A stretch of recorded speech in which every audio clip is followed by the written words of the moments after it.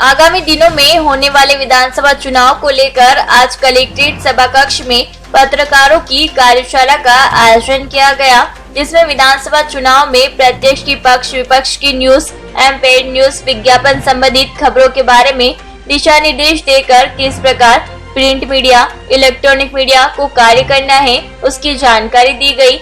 नीमच जिले में 6 राष्ट्रीय राजनीतिक पार्टियां हैं जो विधानसभा चुनाव में अपनी दावेदारियां करेगी। इलेक्ट्रॉनिक मीडिया में राजनीतिक विज्ञापनों की निगरानियां, संदिग्ध प्रकरण, प्रिंट मीडिया में विज्ञापन का विवरण, चुनाव करने वाले उम्मीदवार एवं राजनीतिक दल से विभिन्न तीसरे पक्ष द्वारा विज्ञापन के बारे में जानकारी आदि के लिए दिशा निर्देश पत्रकारों को दिए गए और बताया गया कि किसी भी प्रकार की राजनीतिक पार्टियां मतदाताओं पर दबाव बनाती है तो 1950 पर कॉल कर अपनी शिकायत कर सकते हैं। तुरंत निर्वाचन आयोग की टीम मौके पर पहुंचेगी और कार्यवाही करेगी। शिकायतकर्ता की आईडी शो नहीं की जाएगी। सभी मतदान केंद्रों को डिजाइनिंग पेंटिंग करवाए जाएंगे, जिससे लगे कि मतदान का उत्सव हो रहा है। और जो मतदान केंद्र कम वोटिंग में है, उन सभी मतदाताओं को जागरूक कर मतदान रेशियो बढ़ाया जाएगा। आज मतदाता सूची का अंतिम प्रकाशन भी किया गया, जिसमें अधिक 6,10,511 मतदाता है।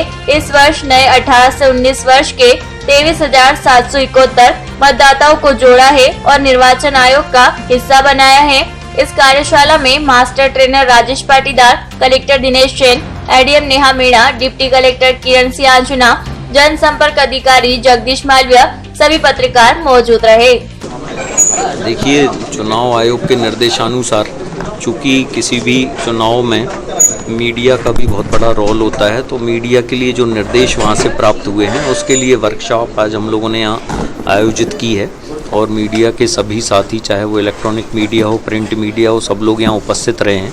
तो जो डिफरेंट कमेटीज़ हैं, कंप्लेंट्स का हमारा सिस्टम है, सी विजिल कैसे काम करता है, एमसी कमेटी कैसे काम करती है, पेड न्यूज़ के बारे में क्या इंस्ट्रक्शंस हैं, हमारे प्रिंटर्स वगैरह और जो विज्ञापन हैं उनकी क्या पॉलिसी रहती है, इन सारी चीज़ों के बारे में हमारे मास्टर ट्रेनर्स ने आज सभी को जो है प्रशिक्षण दिया है। और जो आज हमारा मतदाता सूची का भी प्रकाशन हुआ है, 4 तारीख को आज फाइनल हो गया है, तो उसके बारे में भी सभी लोगों को जानकारी दी गई है। सभी मतदान केंद्रों पर आज BLOs ने उसका प्रकाशन भी किया है।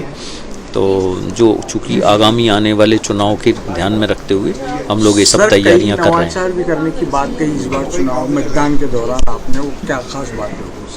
देखिए, हम लोग इस बार एक तो ये कोशिश कर रहे हैं कि जो हमारे PWD वाले वोटर्स हैं वो करीब 6,500 हैं, तो उनसे 100% सारे PWD वोटर्स को वोट कराने के लिए हम लोग पूरी कोशिश करेंगे। इसके अलावा हम लोगों ने तीनों विधानसभाओं में जो 50-50 ऐसे मतदान केंद्र हैं जिनमें कि पिछले चुनावों में वोटिंग परसेंटेज कम था, तो उनमें वोटिंग परसेंटेज बढ़ाने के लिए स्वीप की एक्टिविटीज़ काफ़ी रिगरसली चलाएंगे ताकि उनमें वोटिंग परसेंटेज बढ़े।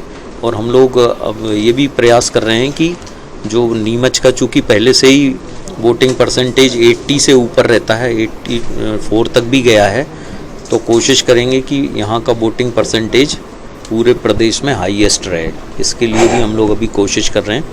और जो हम लोगों ने कुछ पोलिंग स्टेशंस हैं वो PWD द्वारा हैंडल्ड पोलिंग स्टेशंस भी बना रहे हैं। जो महिलाओं की पोलिंग पार्टीज़ रहेगी वो भी पोलिंग बूथ कम से कम हम लोग बना रहे हैं। करीब 15 के लगभग जो है हम लोग महिलाओं द्वारा संचालित बनाएंगे और हर विधानसभा में कम से कम एक PWDs द्वारा संचालित पोलिंग बूथ बनाएंगे।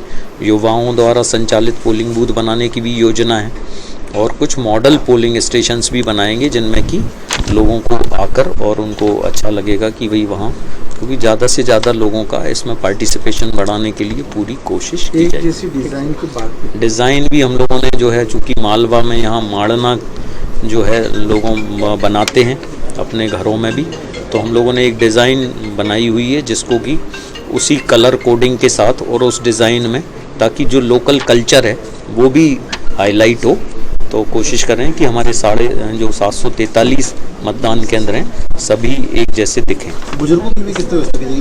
बुजुर्ग नहीं पहुँच पाएंगे मतदान, उनके लिए किस तरह की व्यवस्था की जाएगी? देखिए, आयोग के निर्देशानुसार जो है जो 80 से प्लस वाले जो सीनियर सिटीजन्स हैं वो करीब 8,500 हम लोगों ने मतदाता सूची में चिन्हित किए हैं, और इसी तरह के जो PWD के वोटर्स हैं वो 6,500 हैं।